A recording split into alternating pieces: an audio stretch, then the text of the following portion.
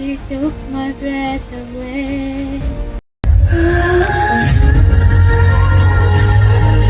ನಾನು ಹೋಗ್ತಾ ಇದ್ದೀನಿ ಅಂಜನಾದ್ರಿ ಬೆಟ್ಟಕ್ಕೆ. ಹಂಪಿಯ ಹತ್ರದಲ್ಲಿರುವಂತಹ ಅಂಜನಾದ್ರಿ ಬೆಟ್ಟ. ಇದು ಗಂಗೋತ್ರಿ ತಾಲೂಕಲ್ಲಿ ಬರುತ್ತೆ.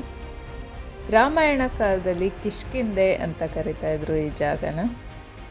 ಲಾರ್ಡ್ ಹನುಮಾನ್ ಅವರ ಜನ್ಮಭೂಮಿ ಇದು. ಆಂಜನಿ ಪುತ್ರನ ಜನ್ಮಸ್ಥಾನ ಇದು.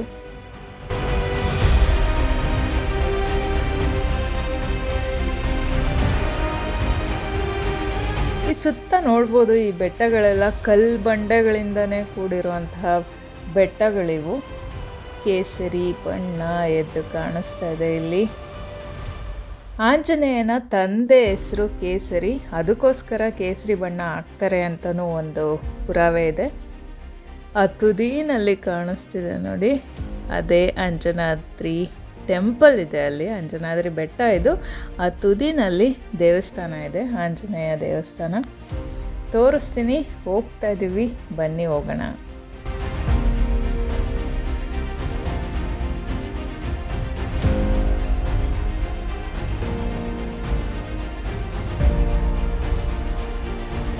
ನಮಸ್ಕಾರ ಕರ್ನಾಟಕ, ಹೇಗಿದ್ರ ಎಲ್ಲರೂ? ನೀವೆಲ್ಲ ಬಿಂದಾಸ್ ಆಗಿದ್ರ? ಹಂಗಂದ್ರೆ ನಾನು ಯಾವಾಗಲೂ ಹಾಗೆ ಬಿಂದಾಸ್ ಆಗಿರಿ. ನಾನಿದ್ದೀನಿ ಇವತ್ತು ಅಂಜನಾದ್ರಿ ಬೆಟ್ಟನಲ್ಲಿ. ಬಂದಿದ್ದೀವಿ ದೇವಸ್ಥಾನದ ಹತ್ರ. ಇಲ್ಲಿ ನಾನು ಮತ್ತು ನನ್ನ ಫ್ರೆಂಡ್ ಹರ್ಷಿ ಬಂದಿದ್ದೀವಿ ದೇವಸ್ಥಾನಕ್ಕೆ ಹೋಗೋಣ ಅಂತ. ಕಾಮಧೇನುಗಳು ಇಲ್ಲಿ.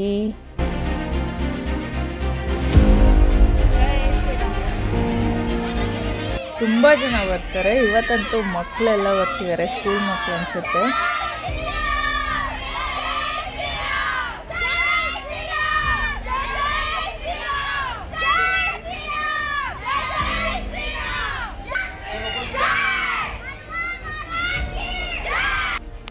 ಸ್ಟೆಪ್ಸ್ ಹತ್ಕೊಂಡು ಹೋಗಬೇಕಾಗತ್ತೆ.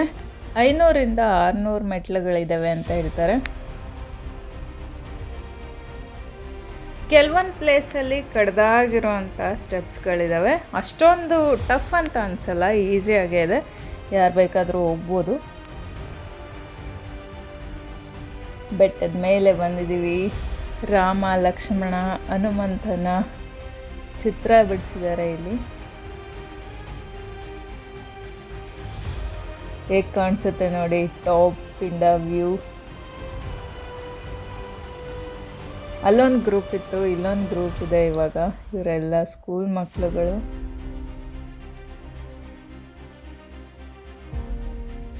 ಕಿಷ್ಕಿಂಧ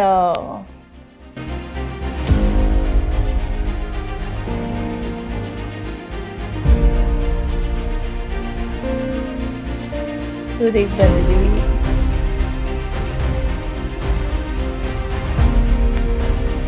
ಏನು ಚೆನ್ನಾಗಿದೆ ನೋಡಿ ವ್ಯೂ.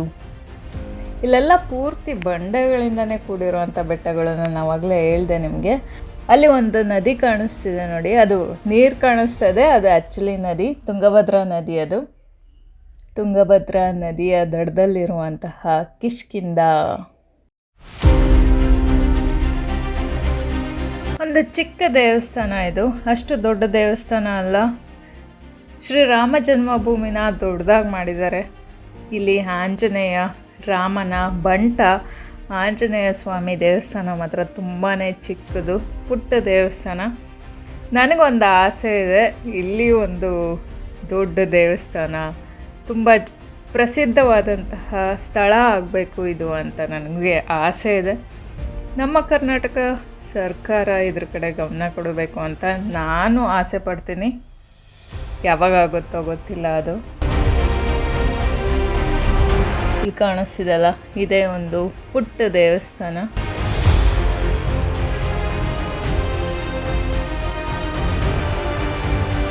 ಆಂಜನಿ ಪುತ್ರನ ಹುಟ್ಟಿದ ಸ್ಥಳ ಈ ಜನ್ಮಭೂಮಿಗೆ. ಇಂಥ ಪುಣ್ಯಕ್ಷೇತ್ರಕ್ಕೆ ನಾನಿವತ್ತು ಬಂದಿದ್ದೀನಿ.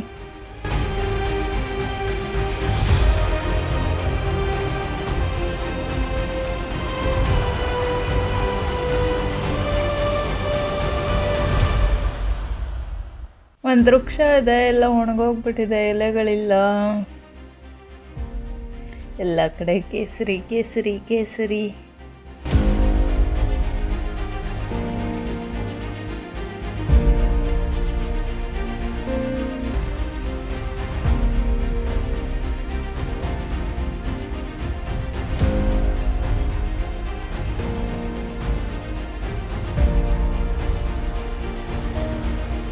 ಎಲ್ಲ ಕಾಯಿ ಹೊಡೆದ್ಬಿಟ್ಟಿದ್ದಾರೆ, ಪೂಜೆ ಮಾಡ್ತಿದ್ದಾರೆ ಇಲ್ಲಿ.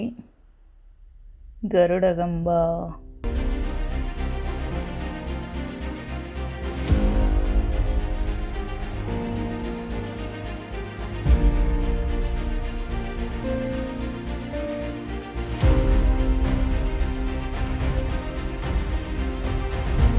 ಶ್ರೀರಾಮನ ಪಾದ ಇದೆ ಇಲ್ಲಿ, ಅಲ್ಲಿ ಪೂಜೆ ನಡೀತದೆ. ತುಳಸಿ ಗಿಡ,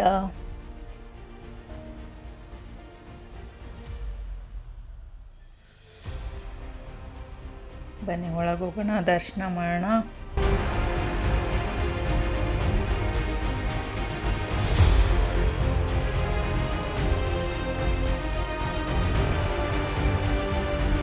ಇಲ್ಲಿ ನೀವು ನೋಡ್ತಾ ಇದ್ದೀರಾ ಕಲ್ಲು, ಫ್ಲೋಟಿಂಗ್ ಸ್ಟೋನ್. ಇದು ರಾಮ ಸೇತುಗೆ ಬಳಸ್ತಿದ್ದಂತಹ ಕಲ್ಲು. ಅಲ್ಲಿಂದ ಇಲ್ಲಿ ಒಂದು ಕಲ್ಲನ್ನ ತೊಗೊಂಬಂದಿಟ್ಟಿದ್ದಾರೆ. ರಾಮೇಶ್ವರಮಲ್ಲಿ ಸಿಗ್ತಾವಲ್ಲ ಆ ಕಲ್ಲು ಇಲ್ಲಿ ಇದೆ.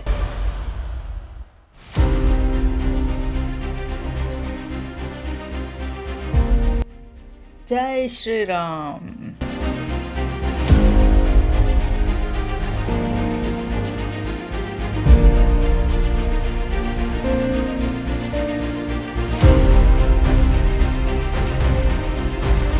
ಜ್ಯೂಸ್ ಕುಡಿಯೋಣ ಅಂತ ಬಂದ್ವಿ. ಕಬ್ಬಿನ ಜ್ಯೂಸ್ ಇತ್ತು, ತುಂಬ ಚೆನ್ನಾಗಿತ್ತು, ರಿಫ್ರೆಶಿಂಗ್ ಅನ್ನಿಸ್ತು. ಕುಡ್ಕೊಂಡು ಹೊರಟ್ವಿ. ಇಲ್ಲೆಲ್ಲ ಜಾಸ್ತಿ ಗದ್ದೆ ಇರುತ್ತೆ, ಭತ್ತ ಜಾಸ್ತಿ ಬೆಳೀತಾರೆ. ತೋರಿಸ್ತಾ ಇದ್ದೀನಿ ನೋಡಿ, ಇಲ್ಲಿ ಗದ್ದೆ, ಭತ್ತದ ಗದ್ದೆ. ಇಲ್ಲಿ ತುಂಗಭದ್ರಾ ನದಿ ಇರೋದ್ರಿಂದ ಇವರಿಗೆ ವ್ಯವಸಾಯಕ್ಕೆಲ್ಲ ತುಂಗಭದ್ರಾ ನದಿ ನೀರನ್ನ ಯೂಸ್ ನೀರಿಗೇನು ಬರ ಇಲ್ಲ ಇವ್ರಿಗೆ. ಕುರಿಗಳು ಸಾರ್, ಕುರಿಗಳು. ಹಳ್ಳಿ ಜೀವನ ಹೀಗೆ ಇರುತ್ತೆ. ಕುರಿಗಳು ಹೋಗ್ತಾ ಇರ್ತವೆ, ಬಸ್ಗಳು ಬರ್ತಾ ಇರ್ತವೆ, ವೆಹಿಕಲ್ಸ್ಗಳು ಹೋಗ್ತಾ ಇರ್ತವೆ, ಈ ಥರ ಜಾಮ್ ಆಗುತ್ತೆ. ಇದೆಲ್ಲ ಕಾಮನ್ನು. ಇಲ್ಲಿ ಯಾರೋ ಟಾಪ್ ಮೇಲೆ ಕೂತಿದ್ದಾರೆ ನೋಡಿ. ಇದೆಲ್ಲ ಇಲ್ಲ ಅಂದರೆ ಹಳ್ಳಿ ಅಂತಲೇ ಅನಿಸಲ್ಲ. ಇದೆಲ್ಲ ಇದ್ರೇ ಹಳ್ಳಿ ಅಂತ ಒಂದು ಕಳೆ ಬರುತ್ತೆ.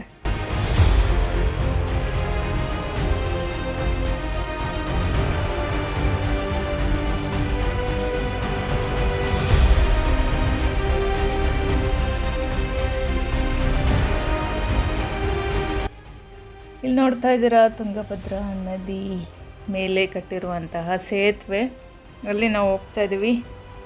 ಇದು ತುಂಗಭದ್ರಾ ನದಿ ಈ ಕಡೆ ಹರಿತಾ ಇದೆ ನೋಡಿ.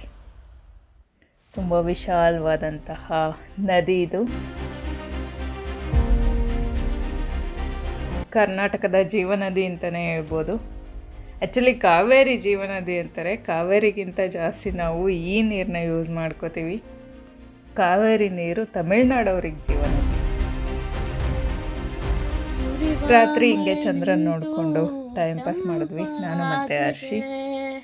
ಬರಿದಾದ ಭೂಮಿ ಮತ್ತೆ ಹಸಿರಾಗಿದೆ, ಗೂಡ ಬಿಡಲು ಹಕ್ಕಿಯು ಹಾತೊರೆದಿದೆ, ತನ್ನ ನೆಂದರೆಕ್ಕೆಯ ಬಾನಿಗೊಡ್ಡಿದೆ, ಸೋತಾಯಿ ಸಮಯ ಹಾಡಾಗಿದೆ, ಇದು ಕಹಿಯೋ ಸಿಹಿಯೋ ಕಣ್ಣನಿಯೋ ಅರಿವು, ಇದು ನನ್ನ ಹಸಿರು ಕವನ. ಜಸ್ಮಾತ್ ಮಾತಲ್ಲಿ she stole my heart away. ನನ್ನ ವಿಡಿಯೋ ನಿಮ್ಗೆ ಇಷ್ಟ ಆಯಿತು ಅಂತ ಭಾವಿಸ್ತೀನಿ. ಮತ್ತೆ ಸಿಗ್ತೀನಿ ಇನ್ನೊಂದು ವಿಡಿಯೋನಲ್ಲಿ. ಅಲ್ಲಿವರೆಗೂ ನಾನು ಮಿಸ್ ಮಾಡ್ಕೊತಾ ಇರಿ. Love you all. She took my breath away.